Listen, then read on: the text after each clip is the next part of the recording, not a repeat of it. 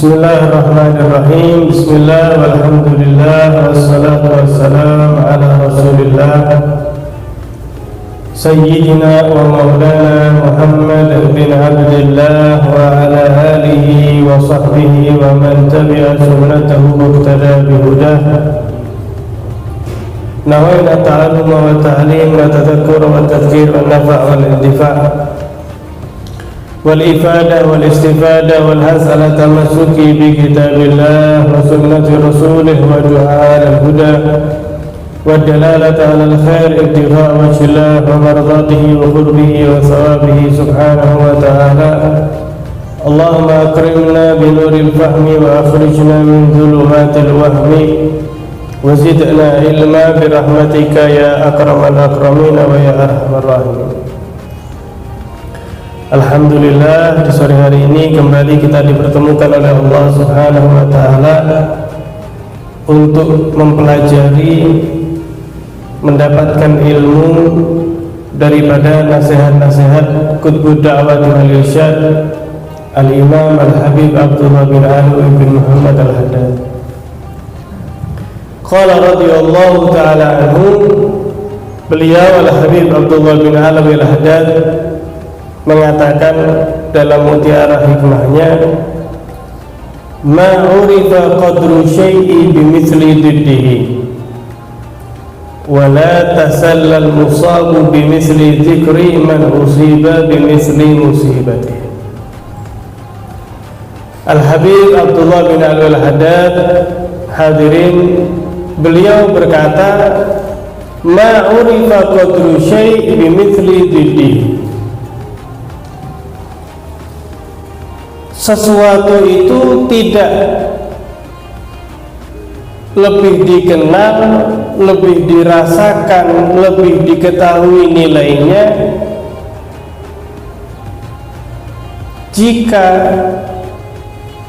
sesuatu tersebut belum kehilangan. Jadi sesuatu itu akan difahami nilainya, difahami kemuliaannya, difahami keberuntungannya jika seseorang telah kehilangan nikmat tersebut. Misalnya orang yang sehat, kadang kita ini lupa nikmatnya sehat, kadang kita merasa ya biasa saja. Padahal Masya Allah, maaf itu orang yang ada di rumah sakit sangat merindukan kondisi kesehatan seperti yang Allah berikan kepada kita. Terkadang kita punya telinga yang bisa mendengar biasa saja, seakan-akan itu bukan nikmat. Tapi ketika telinga itu ditarik pendengarannya oleh Allah, orang baru tahu. Ketika dicabut itu nikmat, dia baru paham, ya Allah, ternyata bisa mendengar itu senikmat itu. Orang diberi nikmat bisa melihat. Seringkali kita lupa bahwa melihat ini nikmat yang luar biasa. Kita bisa melihat orang tua kita, bisa melihat saudara, kepada teman, kepada pasangan kita. Tapi ketika seseorang diambil penglihatannya oleh Allah, nggak kelihatan apa-apa, hadirin. Petang dedek, dia baru akan menyadari, ya Allah, selama ini enak ya orang bisa melihat itu.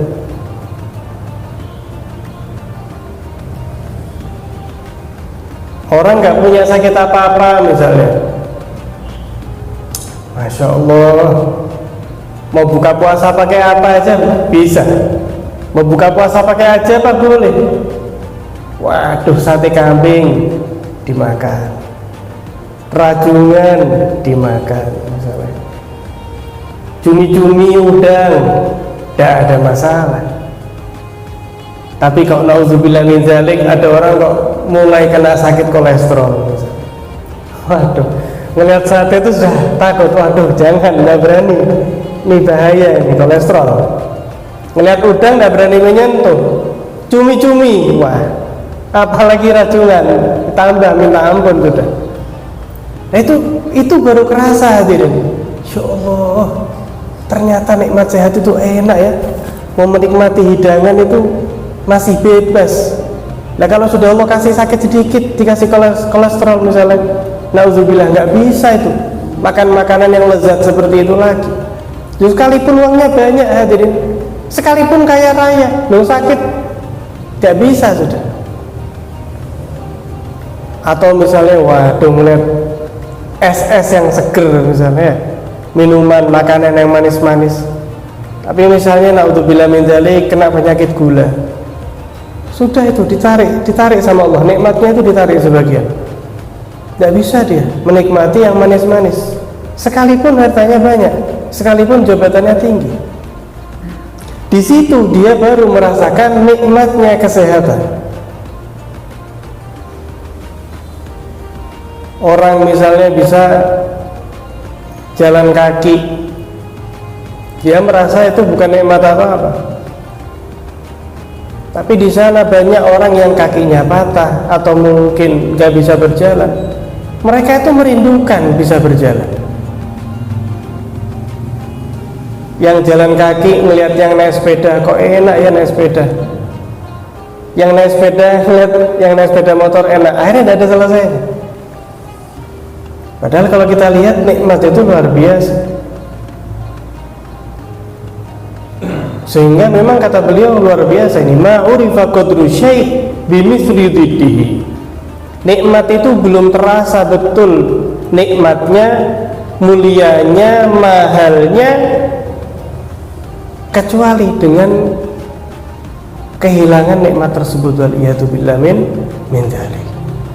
Kita misalnya punya teman-teman ini, kita setiap hari bisa berkumpul, kita setiap hari bisa ngobrol dengan mereka, tertawa bersama, guyon bareng, suka dan duka bersama.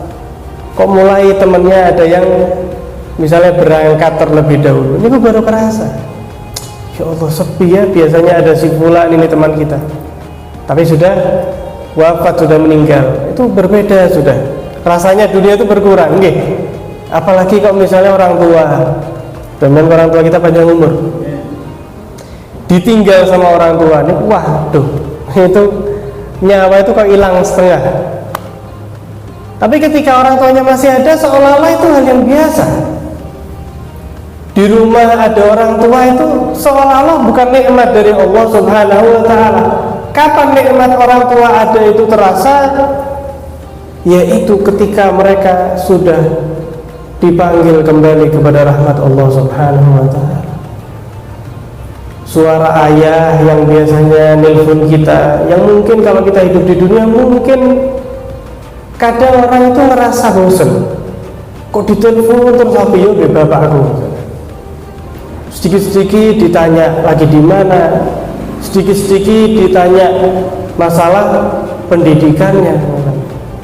Ketahuilah demi Allah, suatu saat ketika mereka sudah kembali kepada Allah, pasti akan merindukan telepon tersebut, pasti akan merindukan teguran-teguran tersebut. Suara mereka itu pasti kita rindukan, dan nggak bisa sudah berangkat.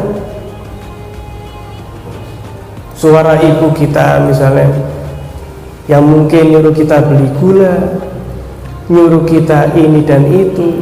Mungkin seorang anak kok merasakan jenuh, waduh dikongkon terus misalnya. Atau misalnya ibunya itu muji anaknya di depan orang lain, saking senengnya kan kadang gitu, nggih. Ini anakku, ini sekarang misalnya sekolah di sini, atau ini misalnya kerja ini, atau misalnya dan lain sebagainya. Mungkin dia merasa risih, tapi kelak tiba pada saatnya dia sudah tidak lagi mendengarkan suara ibu tersebut di rumahnya. Sehingga suara ibu itu hadirin, jika masih ada di dalam rumah, wah itu nikmat yang tak ternilai harganya. Orang nggak tahu nikmatnya punya orang tua masih hidup illa bididdihi, kecuali jika dia sudah kehilangan orang tua tadi itu. Sehingga jangan sampai kita menyia-nyiakan nikmat tersebut. Jangan sampai kita menyia-nyiakan, kita nggak tahu betapa mahalnya nikmat-nikmat yang Allah berikan kepada kita. Kita bernafas dengan mudahnya, kita bisa makan dan minum dengan nikmatnya. Hadirin, orang itu kalau naudzubillah sakit ginjal, berapa hari sekali nggih ngapunten cuci darah. Loh, minum niku hadirin, minum itu tidak boleh melebihi batas yang sudah ditentukan. Lu bayangkan nggih. Ini kita orang sekarang alhamdulillah jenengan mau minum seger mau berapa gelas monggo, sak galon ya perlu monggo. Lu orang itu kalau sudah sama Allah dikasih penyakit ginjal, itu minum tidak boleh melebihi daripada batas setiap harinya. Lah kapan orang memahami nikmat bisa minum dengan lezat? Ketika dia sudah ditarik oleh Allah Subhanahu wa taala nikmat tersebut. Mudah-mudahan kita kula dengan kasih sehat panjang umur nggih demi kemuliaan bulan suci Ramadan. Amin ya rabbal alamin. Orang yang oleh Allah dikasih kecukupan kadang nggak tahu kalau kecukupan itu nikmat dari Allah. Kapan taunya? Ketika dia rezekinya mulai seret, rezekinya mulai susah. Ini rezekinya mulai susah, mulai dia, ya Allah, ternyata selama ini kemarin-kemarin saya itu penuh dengan kenikmatan. Loh, saya kok gak bersyukur. Sekarang kok mulai seret, baru kerasa. Sebagaimana orang itu tidak akan memahami kenikmatan adanya lampu, adanya cahaya, kecuali kalau sudah hilang cahaya itu. Nek mati lampu baru merasa, ya Allah, kok peteng ini, kok panas ini, tidak ada kipas. Ma'urifa qadru syai' bimithli diddihi. Kenikmatan sesuatu itu tidak akan terasa nilainya kecuali jika kehilangan sesuatu tersebut. Ini maksudnya kita diajari, nggih, diingatkan oleh Habib Abdullah Al-Haddad untuk sering-sering bersyukur kepada Allah Subhanahu wa taala. Karena syukur niku hadirin, syukur niku yang mengikat nikmat Allah. Jadi Gusti Allah niku kalau ngasih nikmat niku harus cepat-cepat kita ikat. Caranya ngikat gimana? Disyukuri nikmat tersebut.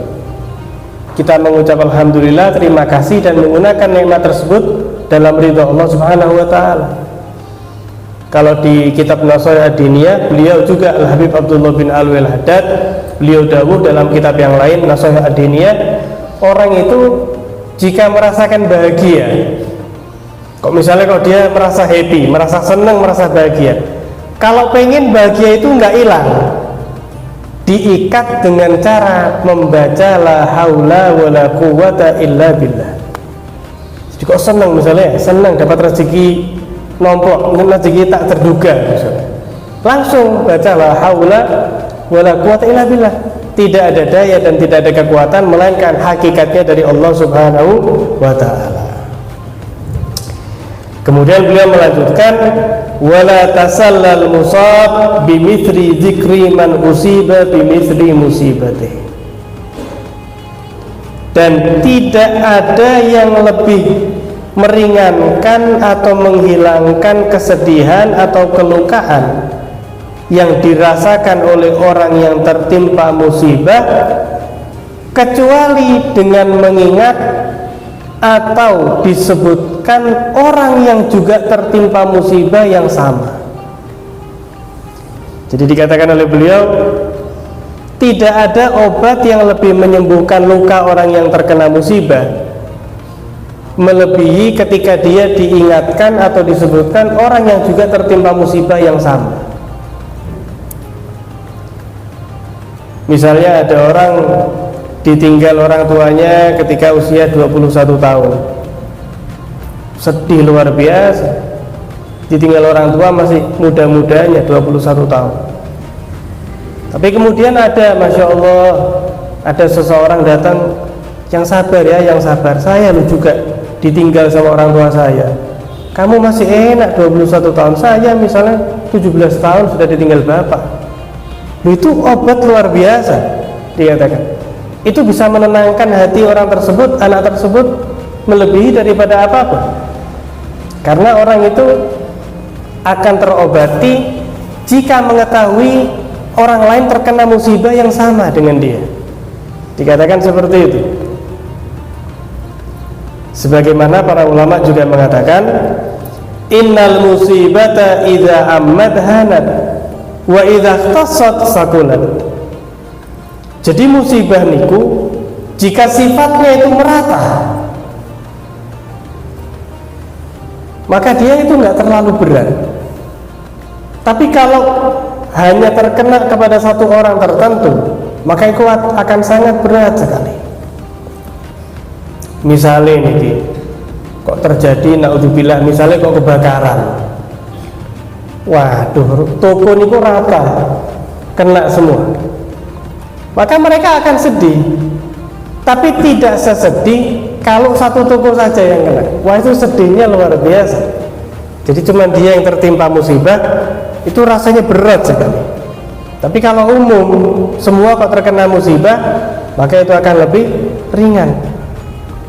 Maka dari itu, hadirin, Allah Subhanahu wa ta'ala itu seringkali menyebutkan bagi Nabi SAW, menceritakan kepada Nabi Muhammad SAW tentang bagaimana beratnya usaha nabi-nabi yang terdahulu. Wah, Nabi Muhammad itu kalau kita baca sirah, sejarah, memang tidak mudah nih. Bahkan dari keluarga beliau pun, paman beliau pun ada yang nggak suka sama beliau, memusuhi beliau. Orang-orang sekitar, para tetangga, bahkan kaumnya sendiri mengusir beliau. Nah, ini diceritakan kali Gusti Allah. Allah turunkan ayat melalui malaikat Jibril. Walaqad istuzzi'a birusulin min qablik fahaqa bil ladzina sakhiru minhum ma kanu bihi yastahzi'un. Ya Muhammad, kamu enggak usah khawatir. Jika kamu ini dihina, kamu direndahkan, kamu diolok-olok. Loh, para rasul sebelum kamu itu juga diperlakukan demikian. Kamu enggak usah khawatir. Fahaqa bil ladzina sakhiru minhum ma kanu bihi yastahzi'un. Maka azab akan turun kepada mereka yang mengolok-olok para rasul, para nabi, dengan segala macam azab. Ada yang ditiup, ada yang dikasih jeritan dengan jeritan yang dahsyat, ada yang tanahnya niku hadirin diangkat sama malaikat. Jadi petak tanah niku luas sekali, diangkat kali malaikat kemudian dibalik, jadi dipendam hidup-hidup.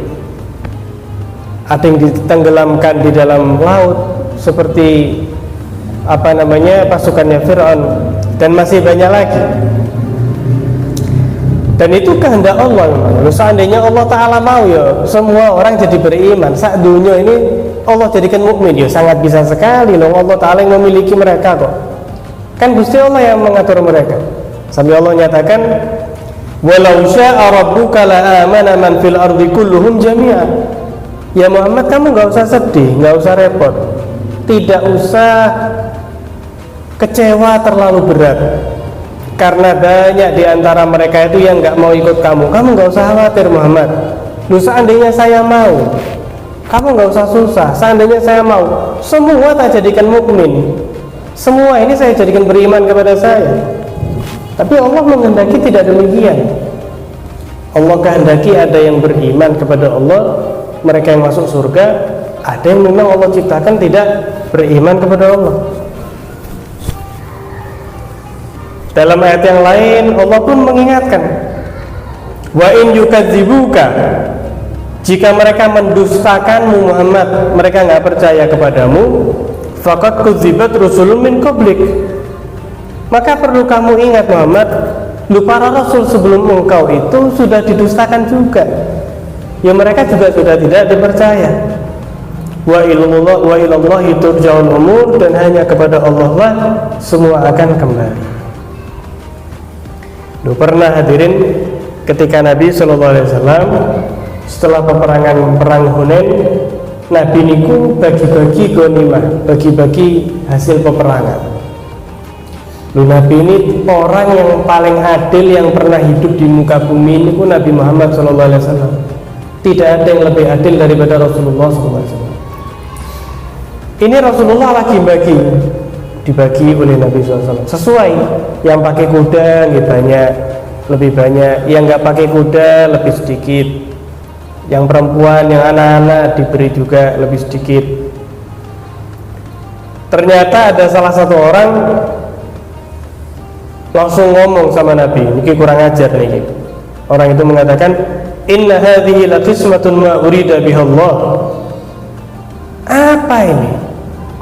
Ini pembagian yang tidak Allah inginkan. Ini pembagian macam apa ini? Belum ngomong seperti itu kepada Nabi Muhammad SAW.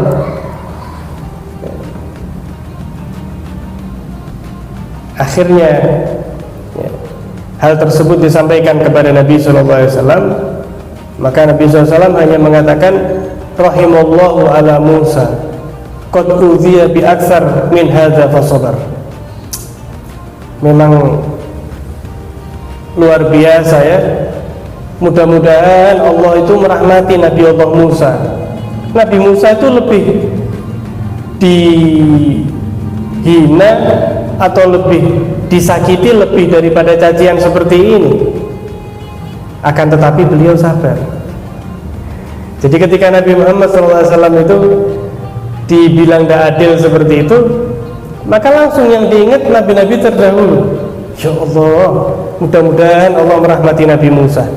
Nah ini cuman kayak gini saja, Nabi Musa lebih dari ini, tapi beliau sabar, kata Nabi SAW.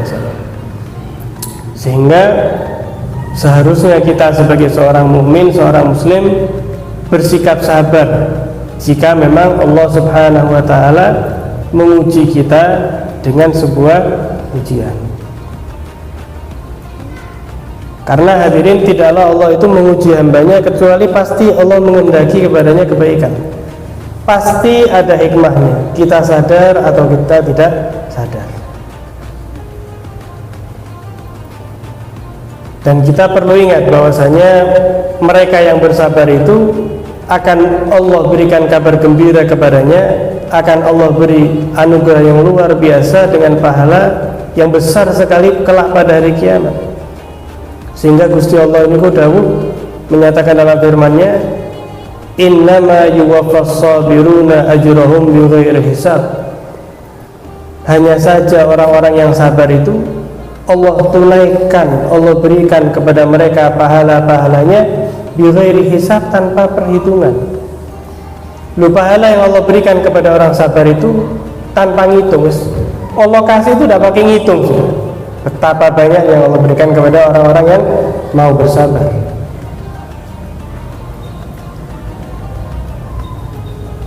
Nabi SAW juga pernah menyatakan, ajaban li amril mu'min, sungguh mengherankan orang mukmin itu, betapa beruntungnya mereka. Inna amrahu kullahu lahu khair, semua perkara yang menimpanya itu menjadi kebaikan. Tapi kata Nabi, hal tersebut bukan untuk semua orang, tapi hanya orang mukmin saja. Maksudnya gimana? Yaitu in asabathu sarra syakar fakana khairan lahu. Jika dia mendapatkan nikmat, jika dia mendapatkan kesenangan, kegembiraan, dia bersyukur, maka itu menjadi kebaikan. Tapi kalau menimpa kepadanya musibah dan dia sabar, dia pun juga mendapatkan fadilah, pahala dari Allah Subhanahu wa ta'ala. Nabi SAW juga pernah menyatakan, man yuridillahu bihi khairan yusib minhu. Allah itu jika menginginkan kebaikan kepada hambanya, maka Allah berikan musibah. Justru yang kita khawatirkan itu, kalau seumur hidup kok nggak pernah diuji kali Gusti Allah. Wah, ini bahaya. Karena mereka para aulia, mereka para sholihin itu diuji sama Allah Subhanahu wa ta'ala. Mereka itu merasakan sakit, sekalipun para wali.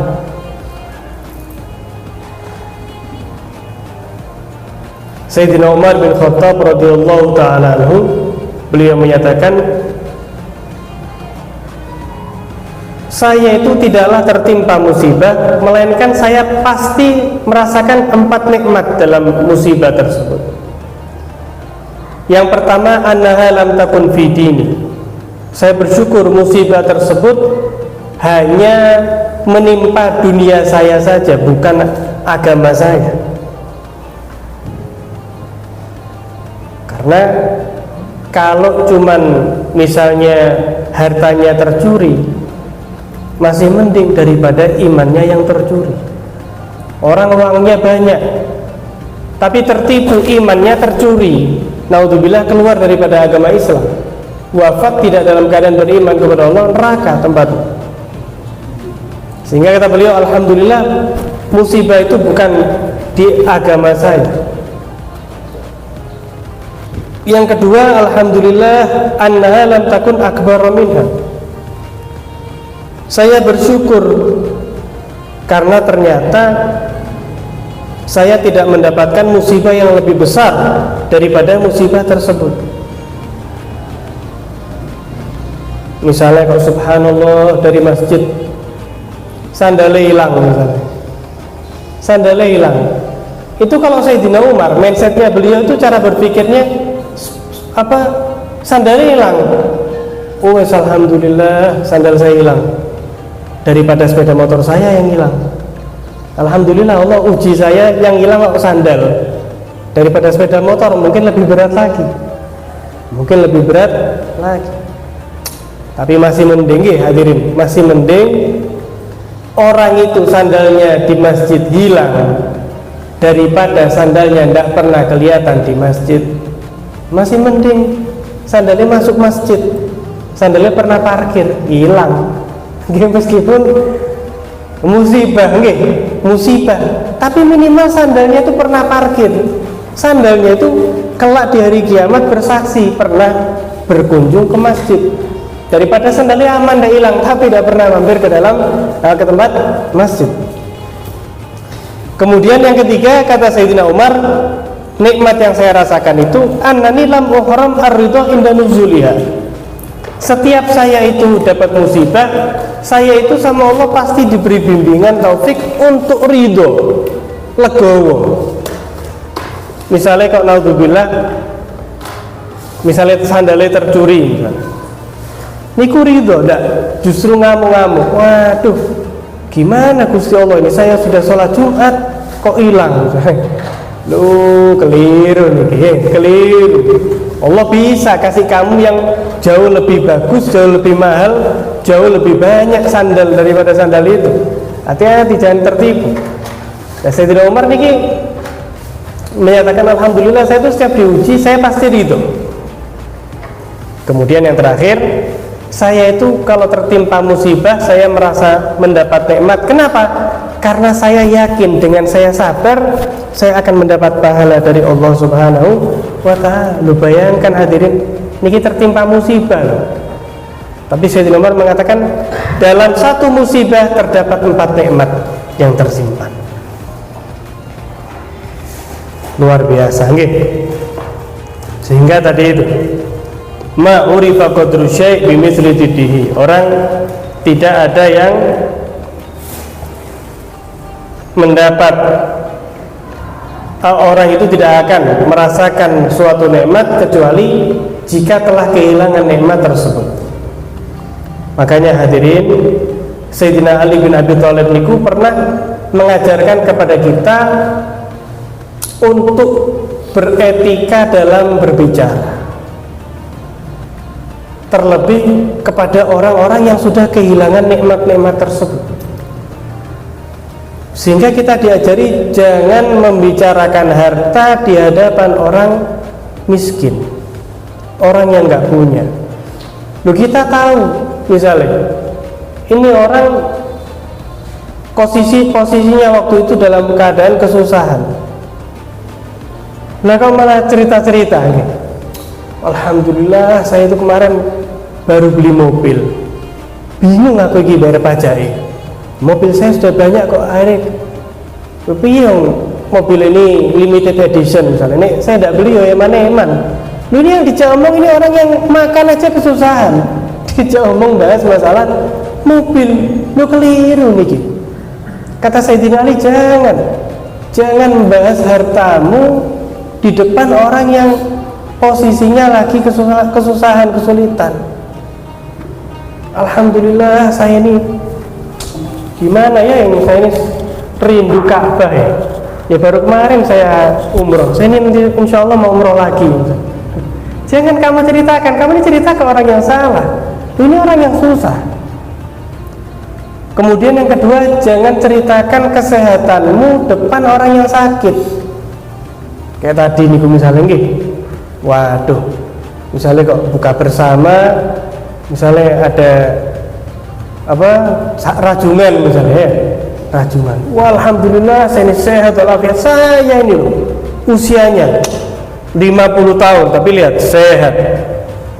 Ini usianya misalnya 40 tahun tapi kok subhanallah Allah uji, Allah angkat derajatnya, Allah kasih penyakit kolesterol, gak bisa makan rajungan, dia sakit, cuman bisa aromanya saja. Saya ini loh sehat alhamdulillah, saya lari. Loh, kamu ngomong itu di depan orang yang sakit, kurang tepat seperti itu. Yang ketiga, jangan bicarakan kekuatanmu di hadapan orang yang lemah. Cerita misalnya, alhamdulillah saya ini setiap pagi saya jogging, saya ini kaki saya kuat. Lu ngomong sama orang yang lumpuh. Ini kan keliru, gitu. Ini kan keliru, orang nggak bisa jalan naik kursi roda diceritain saya jogging setiap pagi. Loh keliru, ini orang oleh Gusti Allah diuji nggak bisa jalan, kalau kamu cerita kamu lari setiap pagi, nggak boleh itu. Kemudian jangan sekali-kali kamu membicarakan kebahagiaanmu di hadapan orang yang sedih.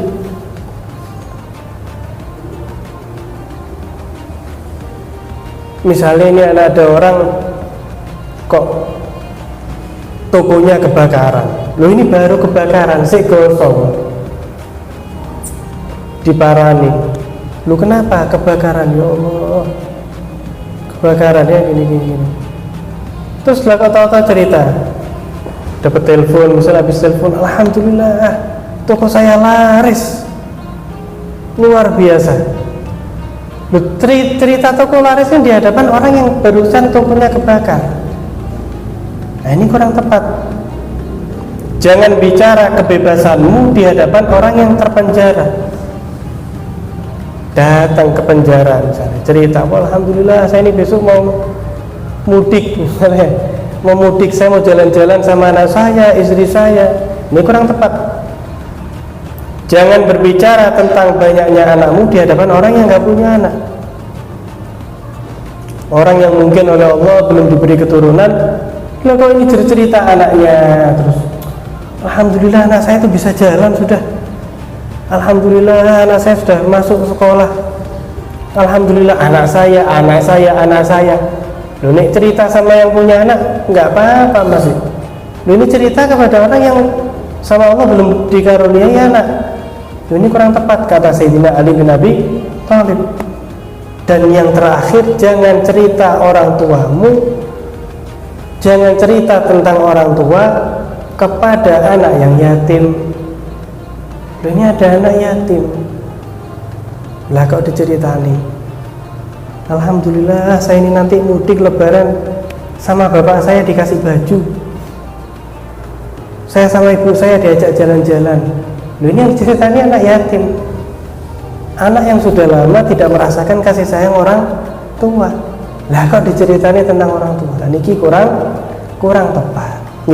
Kurang tepat. Tapi jangan khawatir hadirin. Gusti Allah niku tidaklah memberi ujian, tidaklah mengambil dari hambanya, melainkan pasti Allah ganti dari apa yang Allah ambil. Niku pasti dan kita sadari atau tidak memang seperti itu adanya. Pernah sampai suatu ketika salah seorang niku jalan hadirin, ternyata melihat ada salah seorang perempuan niku cantiknya luar biasa, cantik luar biasa. Ngapunten maaf disebutkan suaminya itu sudah tua renta, wes tua elek. Ini disebutkan dalam kitab, sudah tua nggak ganteng. Maka ini orang ini heran, duh, lah perempuan ini kok mau nikah sama orang sudah tua juga jelek kayak gini. ditanya, "Dungin orang laki ini siapa?" Dijawab oleh perempuan tersebut, "Ini suami saya ini." Akhirnya ditanya, "Loh, bagaimana kamu bisa sabar dengan orang yang sudah tua seperti ini sedangkan kamu adalah perempuan yang cantik? Ini sesuatu yang aneh ini." Maka dijawab oleh perempuan tersebut, "Ya hadza, wahai orang, perlu kamu tahu, la'allahu ruziqa misli fasyakar." Bisa jadi orang ini diberi oleh Allah istri seperti saya, maka dia bersyukur. Itu sesuatu yang mulia sekali. Wa ana ruziqtu mislahu fasabartu. Sedangkan saya diberi oleh Allah suami yang model seperti ini, saya sabar. Dia bersyukur, saya bersabar. Wasyakur wasabur min ahlil jannah. Orang yang sabar, orang yang bersyukur adalah ahlul jannah. Ya sudah, klop sudah. Dia bersyukur dapat istri cantik, saya bersabar dapat suami tua. Sudah, ini pasangan ahlul jannah. Afala arda bima qasamallahu li. Nah, kalau Allah sudah jadikan saya orang penyabar, dia mendapat suami yang bersyukur, apa saya nggak terima kasih kepada Allah? Maka orang tersebut langsung tidak bisa berkata apa-apa. Luar biasa nih. Ada juga cerita, ada seorang suami ini meminta ambilkan air kepada istrinya. Suami ini minta diambilkan air. Setelah istrinya datang, maka suami ini wis loro, suami ini sudah tidur. Tapi istri ini luar biasa hadirin. Melihat suami sudah tidur, itu istri membawa air di dalam gelas itu ditunggu suaminya nih sampai bangun. Ketika suami bangun, lah kok istrinya masih membawakan air. Karena melihat istri ini luar biasa ini istri solehah, maka suami itu ingin memuliakan istrinya. Akhirnya mengatakan, "Tamannai alai, ayo kamu minta apapun kepada saya, tak kabulkan permintaan." Ternyata jawabannya justru mengejutkan. Istrinya mengatakan, "Tolikni." Loh, kalau gitu apapun yang saya minta ya? Iya, apapun yang kamu minta, ceraikan saya. Ya kaget ya karuan. Loh, ini istri solehah, dia eman-eman, nah kok tambah permintaannya cerai. Ya nggak mau dia, nggak mau suaminya. Istrinya bilang lagi, tuh, kalau kamu pengen membalas ketaatan saya selama ini kepadamu, ceraikan saya. Wah, nggak beres ini ya. Suaminya nggak mau, eman-eman lagi. Akhirnya wis jangan, ayo kita datang ke Nabi SAW. Ya, pengen diperbaiki oleh Nabi SAW. Subhanallah, tengah-tengah perjalanan mau berkunjung kepada Nabi Muhammad SAW, tengah-tengah perjalanan suaminya ini jatuh, kakinya patah. Setelah melihat kakinya suaminya patah, maka istrinya langsung mengatakan, ayo wis, gak jadi ayo balik weh, saya udah jadi minta cerai. Loh, kenapa? Iya, wahai suamiku, karena suatu hari saya pernah mendengar kamu menyampaikan kepada saya hadis Nabi Muhammad SAW, "Man yuridillahu bi khairan yusib minhu." Loh, kamu ini pernah menyampaikan kepada saya, Nabi SAW pernah bersabda, Allah itu kalau ingin kebaikan kepada hambanya, Allah beri ujian kepada dia. Loh, selama ini saya hidup bersamamu, kok saya nggak pernah lihat ada ujian? Kok enak tok modelnya? Berarti kamu bukan suami yang baik, makanya saya minta cerai. Tapi tadi kita pergi ke Rasulullah, kamu jatuh dari onta, kakimu patah. Saya tahu, diuji kali Gusti Allah. Berarti suami saya ini suami yang baik. Saya nggak jadi minta cerai, kayak gitu. Imam Ghazali pun pernah menyatakan dalam Ihya, sahabat Ammar bin Yasir pernah menceraikan istrinya. Gara-gara apa? Satu, istrinya nggak pernah sakit. Loh, berarti ini istri yang kurang baik. Loh, nggak dapat ujian dari Allah. Nabi SAW itu hadirin pernah ditawari seorang wanita, oleh bapak-bapak. Nah, bapak-bapak ini ingin menceritakan keistimewaan anaknya. Di antaranya disebutkan, ya Rasulullah, anak saya ini sampai sekarang dari lahir belum pernah sakit. Nah, ini bapak ingin mengunggulkan, tapi justru Nabi tahu, waduh nggak pernah sakit, nggak jadi. Kenapa? Karena tadi orang yang baik adalah orang yang diuji oleh Allah Subhanahu wa Ta'ala. Sebagai penutup, sedikit tentang kesabaran, juga tentang suami istri. Di Yaman itu hadirin, di Hadramut ada salah seorang wali.